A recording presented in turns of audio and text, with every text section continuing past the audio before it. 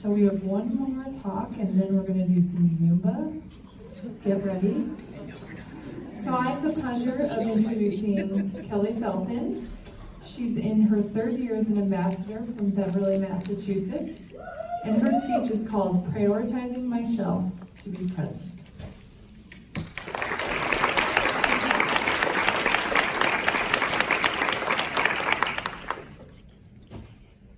So I'm one of the ladies that Emily talked about.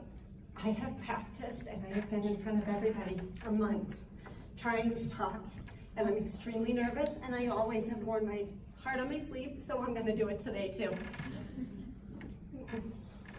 Great.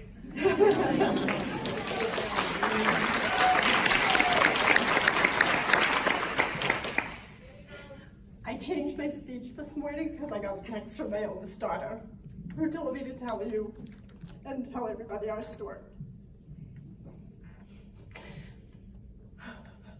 Give me just 1 minute. I'm sorry. Take a breath. Love you, Kelly. Oh, you can get Deep breath, Kelly. Deep breath. I had my oldest daughter when I was 19 years old. I had her 7 weeks early, and she was 3 pounds, 15 ounces. A doctor told me, don't bother naming her. She's not gonna make it through the night. My parents said, name your little girl. We'll pray tonight. What needs to happen will happen. We named her Rachel, and we also named her Rachel Marie. Marie's a family name. We prayed together through the night, and the doctors called me in the morning and said, she's breathing on her own. She's making small progress. She's not out of the woods. Well, my little girl is one hell of a strong child. She made it through 7 weeks in the hospital, and she came home at 4 pounds, 8 ounces. I, like all mothers, was exhausted and stressed out and overwhelmed and so overjoyed that I had this little girl. When she was 18 months old, my family took a trip to Aruba. We were there celebrating some family stuff. She got sick on the flight. We didn't think anything of it. Kids get sick on flights. She continued to get worse, and we didn't know what was going on. We went to see the emergency room doctors in Aruba. We saw an American doctor, and he told us it's the flu, don't worry about it, here's some medication. So I took her home, to the hotel, and we sat together, and I held her, and, figured she's gonna get better soon. She didn't get any better. So I went back to the emergency room, and they said, you're leaving tomorrow. We're not gonna send you home. You're leaving tomorrow, she'll be fine. We got on the plane, and she was, lethargic. She wasn't doing really well. And a woman was sitting next to me in the flight, and she looked at my daughter, and she said, I'm just gonna go talk to the captain for a minute. I'll be right back. She went up to the captain and told him that we had a serious medical condition on board, and that in order to save my child's life, we needed to reroute the flight now. They rerouted the flight over New York, a very turbulent area, to get us home an hour and a half before we were supposed to. I had 3 ambulances waiting for me at Logan Airport. I brought her to the emergency room, and I still don't know what's going on. And the doctors come up to me, and they said, well, your daughter's blood sugar is well over 700. She has diabetes.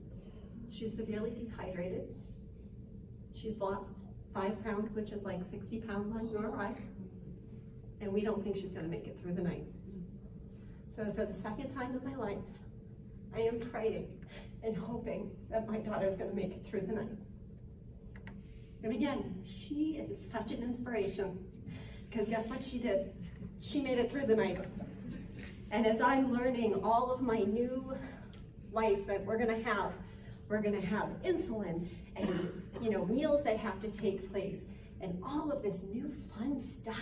Taking a 22-month-old blood sugar 12 times a day. Yeah, because they've got that much blood, right? And giving insulin shots and making sure that she is eating everything that she should eat. And you know, that was our new life. The doctors must have seen that I was going, oh my God, I can't do any of this. And if you listen to me, you now know how old I was, right? I couldn't get a legal drink in a bar, but I had to save my child's life every day. So, we took her home and we did what we had to do. And I learned that we had good numbers and bad numbers, and you know, you had to be between this thin line of numbers of 70 to 110 at all times. That's the happy space. The pressure of being good started coming out all the time. The pressure of having that good blood sugar. So after a while of always being stressed about that good blood sugar, I turned around and said, we don't have numbers in our house anymore, except numbers that give me information to keep you healthy. So we changed the way diabetes was, because for our family, we needed a way to be safe with our diabetes.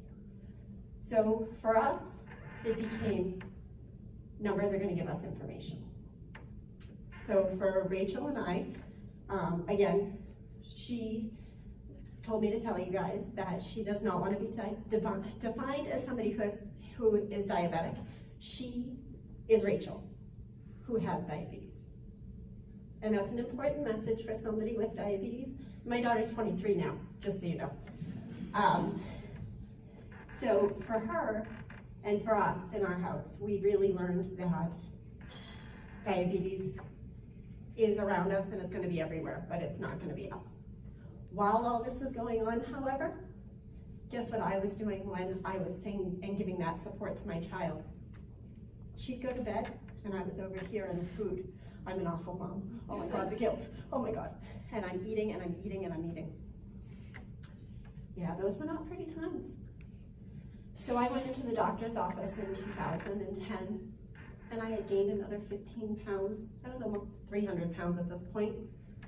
Somebody who had always been thin and active, and now I'm almost 300 pounds. The doctor says to me, do you love your husband? Of course I love my husband. Why wouldn't I love my husband? Do you trust him with your kids? Again, of course I trust him with my kids. I love my husband. I married him for a reason. Good, because you're not going to be here in 5 years. So I hope you really do trust him with your kids. Okay? That was my wake-up call, and my doctor has never pulled punches. She never has, and I'm so thankful for that. Guess where I went directly after the doctor's office? I went to the YMCA in my local area, and I signed up for a membership, and I tried swimming, and the elliptical, and the weights, and anything I could get my hands on.